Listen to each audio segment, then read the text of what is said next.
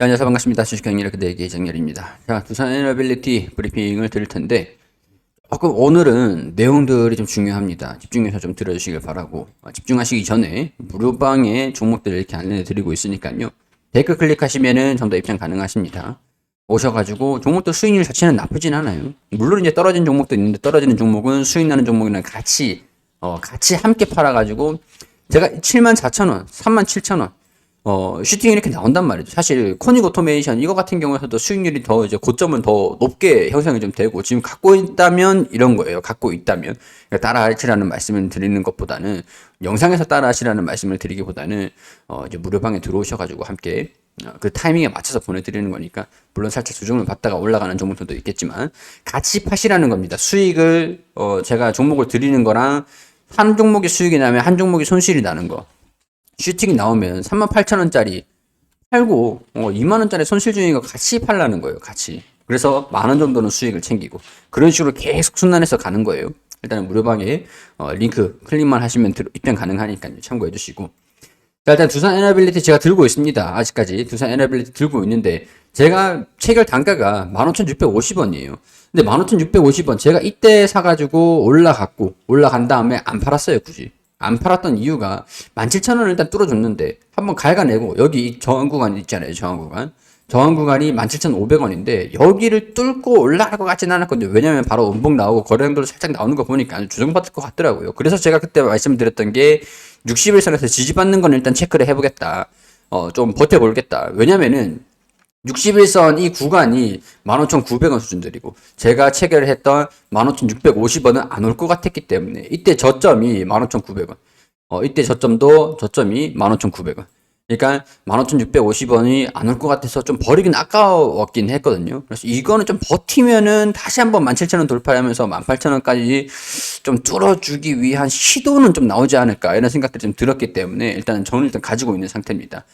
무조건 따라 하시라는 말씀을 드리는 건 아니지만 참고를 제 생각은 이렇구나 이 사람의 생각은 이렇구나 그 정도까지 참고하실 수는 있잖아요. 그렇기 때문에 그렇게 말씀을 드렸던 거고 60일선은 지지를 좀 받고 있습니다. 지금 현재 상태에서는 흐름이 나쁘진 않아요. 나쁘진 않고 오늘 리포트가 좀 나왔습니다. 리포트가 나왔는데 외국이나 기관이나 금융투자, 연기금에서 순매수 흐름들이 나와줬어요. 좋은 소식들도 같이 함께 좀 들려줬는데 일단 첫 번째로 40조 원 규모 폴란드 민간 원전 뭐 댓글을 보니까 러시아 쪽으로 뭐 가는 것 같던데 약간 이런 얘기들이 좀 있긴 있는데 러시아 쪽, 그래요. 이게 제가 기사를 일단 찾아보니까 확정된 건 아닌 것 같더라고요. 제가 못 찾았다라는 것들은 거의 뭐 찌라시가 아닐까. 그런 생각들이 저는 개인적으로 그렇게 생각이 좀 듭니다. 폴란드가 러시아 쪽으로 간다. 근데 민간 원전은 미국 쪽으로 줬어요. 미국을 줬는데 또 러시아를 택한다? 이거는, 좀 진영 싸움이 있잖아요. 뭐, 공산주의냐, 민주주의냐. 러시아랑 중국으로 줬다라는 거는 뭐, 사우디면 몰라도 폴란드가 나토 국가가 러시아 쪽으로 연락을 한다? 일단 사우디라고 한다면 중국이랑 또 친하기 때문에 러시아 쪽, 뭐 지금 근데 지금 여건상 러시아로 준다라고 이렇게 하는 것 같은 경우는 전쟁 자금을 좀 지원해 준다. 약간 이런 여론이 좀 있기 때문에 특히 이제 폴란드 같은 나토 국가, 민주주의 국가 같은 경우에서는 거의 뭐 가능한 수준은 아닐 거라고 봅니다. 크게 러시아 쪽을 걱정을 하시는 분들은 그렇게 걱정하실 필요는 없을 것 같다.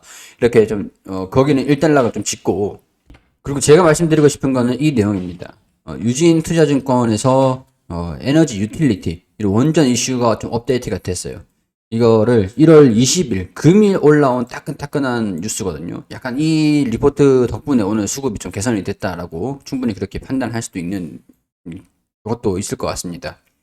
일단 차근차근 좀 읽어드릴게요. 2023년도 하반기부터 원전 발주 시작이 전망이 된다. 원전 발주 시작이 본격적으로 시작이 된다라는 게 올 하반기부터 K원전에 주목할 시점이다.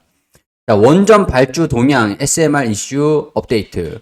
자, 원자력 기구죠. 약 30개 국가가 신규 원전 건설을 고려하고 있다고 밝혔다. 30개 국가. 자, 30개 국가에 언급되는 폴란드, 영국, 프랑스, 스웨덴, 네덜란드, 체코, 중국, 인도, 가나, 카자흐스탄, 키르기스탄, 사우디아라비아, 필리핀, 인도네시아, 터키, 아랍. 이와 같은 신규 국가도 포함된다. 자, 굉장히 많죠. 30개 국가가 다 포함된 건 아니지만, 자, 여기서 이제 우리가 걸을 건 걸으자고요. 걸을 건 걸으는데, 자, 프랑스는 자기들이 원전을 지을 수가 있어요. 자기들이. 프랑스, 우리 강력한 라이벌이죠. 원전을 수주를 하는 것들, 특히 이제 공산주의 국가들 제외하고 민주주의 국가 진영에서 좀 봤을 때, 파란색 진영에서는 이 색깔론을 하면 또 안 되죠. 죄송합니다. 자, 그래서 프랑스 같은 경우에서는 원전을 이제 발주를 시킬 수 있는 수주를 받을 수 있는 능력이 되는 국가. 자, 미국, 그리고 프랑스, 그리고 한국, 그리고 중국, 러시아 이렇게 있을 것 같습니다. 자, 이게 딱 있잖아요. 이 진영이 딱 있잖아요. 진영이 있단 거예요. 30개국에서 이제 프랑스랑 친하거나 아니면 중국, 러시아랑 친하거나 여기 중동 국가, 그리고 필리핀 좀 애매하게 나고, 인도네시아, 터키. 터키 좀 그렇고, 이런 쪽. 이쪽에 좀 그렇죠. 그러니까. 그럼 기대를 하긴 좀 힘들겠지만, 프랑스가 만약 없다면 미국, 한국. 이게 폴란드는 미국 쪽으로 줬단 말이죠. 오늘 영국, 프랑스 아니면 미국이란 말이죠. 그거 아니면 한국이고. 스웨덴, 네덜란드, 체코. 이쪽까지도 우리나라가 좀 기대를 해볼 수 있는 국가 진영이긴 하단 말이죠. 그리고 특히 폴란드 같은 경우는 40조 원 2단계 원전 사업은 야 니네한테 줄게, 한국한테 100%줄 테니까 걱정하지 마, 이렇게 얘기를 했던 경우가 또 있긴 했습니다. 최근에. 자, 단기적으로 여기서 보면은 2023년도 하반기 체코 1기를 시작으로 2024년도 핀란드, 영국, 사우디아라비아 원전 입찰이 시작된다. 자, 여기에서 원전 수출 확대를 적극적으로 노력하고 있는, 원전 세일즈를 하고 있는 한국의 수주 가능성이 부각될 전망이다. 자, 일단 가능성이라고 얘기를 했어요. 여기서도. 한국이 수주를 받을 수 있을 것으로 기대가 된다라는 거죠. 기대라는 것들은 투자 심리도 회복을 시킬 수 있고, 투자 심리를 자극시킬 수 있는 요인들이라는 거예요. 자, 그렇기 때문에 실제로 수주를 안 받으면은 그 전에 기대감들이 반영이 되겠다가 실망 매물로 바뀔 거고, 수주를 받으면은 조금 더 연장이 된다, 이렇게 보시면 될 것 같습니다. 가능성이 중요한 거죠. 수주를 받는 것도 물론 중요하지만. 자, 폴란드 원전은 2026년도 건설, 2033년도 상업 운전이 예정되어 있다. 자, 여기서 보면은 웨스팅하우스에다가 AP1000, 이게 미국형 원자로입니다. 미국형, 한국형 원자로가 아니죠. 3기가 도입될 전망이다. 폴란드 원전. 미국에 줬잖아요. 미국형이잖아요. 웨스팅하우스. 웨스팅하우스가 뭐 또 저기 캐나다인가 또 매각이 됐죠. 일단 그거를 떠나서 일단. 자, 한국 같은 경우는 폴란드 신규 원전 수주를 위해서 LOI에 서명했지만 2040년도 초에 건설이 시작될 것으로 추정이 된다. 자, 체코 1기를 시작으로 핀란드, 사우디아라비아를 추질 수 있죠. 폴란드하고 폴란드 원전 수출에 대한 기대감이 부각이 될 전망이다. 2040년도 초에 건설이 시작될 것으로 추정이 되는데, 또 이외에도 한수원에서 폴란드 남부 쪽에다가 석탄 발전소가 있는 거를 SMR, 소형 모듈 원전이에요. 소형 원전인데 이걸 석탄 발전소를 소형 원전으로 대체를 하기 위해서 부지 조사를 시작한다. 이 소식들이 좀 들려준다라고 하면은 또 이제 SMR, 또 이거 기업이 또 누굽니까? 두산 에너빌리티가 되겠죠. SMR. 원전 수출 기대감이 부각될 전망이다. 세계적으로 SMR 개발도 예정대로 진행되고 있다. 폴란드, 체코는 SMR 로드맵을 발표를 했고, 루마니아 아로파워, 미국의 뉴스케일과 피드 계약을 체결하면서 SMR 도입을 지금 계획을 하고 사전 조사를 계속하고 있는 상태다. 영국도 10년 안에 SMR을 건설할 것으로 예상된다. 뉴스케일 SMR을 미국의 NRC의 인증을 받았으며, 엑스에너지, 또 테라파워, 다 이제 두산이랑 연관 있는 기업들이잖아요. 뉴스케일도 그렇고 인증받아서 사업 속도가 붙을 전망이다. 이런 소식들 좀 들려주면은 수혜주는 누구야? 막 찾겠죠. 그러면 두산 에너빌리티구나, 이렇게 된다라는 거죠. 여전히 불확실성도 존재를 한다. 높은 금리와 비싼 원자재 가격, 공급망 이슈들이 건설 기간이 10년 이상인 원전엔 부정적이다. 일단 지역별로는 좀 다르긴 하지만 이미 상업 운전 중인 원전들의 이 단가가 30에서 80달러 킬로와트당 분포를 보여 재생에너지 대비 경제성이 조금 떨어질 가능성들이 있다. 신규 원전 공정 지연, 그리고 코스트 오버런, 그 단가보다 좀 높아질 수 있을 가능성들이죠. 이 범위를 보일 것으로 추정되고 있다. 그럼에도 원전은 최근 국제적으로 부각된 원유, 가스, 석탄 수입 리스크, 높은 가격 변동성을 해지할 나름대로 대안이 될 수 있다. 이게 왜 그러냐면은 태양광, 풍력, 그리고 또 수력, 이런 것들은 뭐 우리가 인간이 조절을 할 수가 없어요. 그 양을 생산량을 조절을 할 수가 없습니다. 그냥 햇빛이 쬐주는 대로 전기가 생산이 되는 거고 바람이 부는 대로 물이 떨어지는 대로 그렇기 때문에 공간이 굉장히 좀 많이 차지하고 효율성을 따지자면 단가가 높을 수밖에 없어요. 그럼에도 불구하고 이런 가격들 석탄 수입이라든가 가스, 원유 이런 것들 가격이 천정부지로 올라가는 그런 리스크를 해지할 수 있는 리스크를 대비할 수 있는 나름의 대안이 될 수 있기 때문에 에너지 안보를 위해서 수급과 안보를 위해서 기저 발전으로 원전이 활용될 수 있고 그리고 또 이제 수소를 활용을 한다라는 얘기들이 계속 나와주고 있는 거죠. 산업단지들은 SMR을 활용해 전력을 공급할 수 있다. 수소를 생산하고 SMR은 특히 수소에 특화되어 있는 그런 군입니다. 최근 한국 정부는 국무회의에서 원전 수출 확대에 대한 의지를 다시 한번 보여주었으면 아랍에 방문을 했죠. 한수원도 수출을 위해 적극적인 마케팅을 펼칠 것으로 예상된다. 하반기로 갈수록 한국 원전 수출 가능성들이 부각되며 K원전 기업들의 밸류에 긍정적인 영향을 줄 수 있을 것으로 예상이 된다. 에너지 원별 투자비, 가스 1250, 그리고 석탄 6200, 그리고 원전은 좀 높은 편이긴 합니다.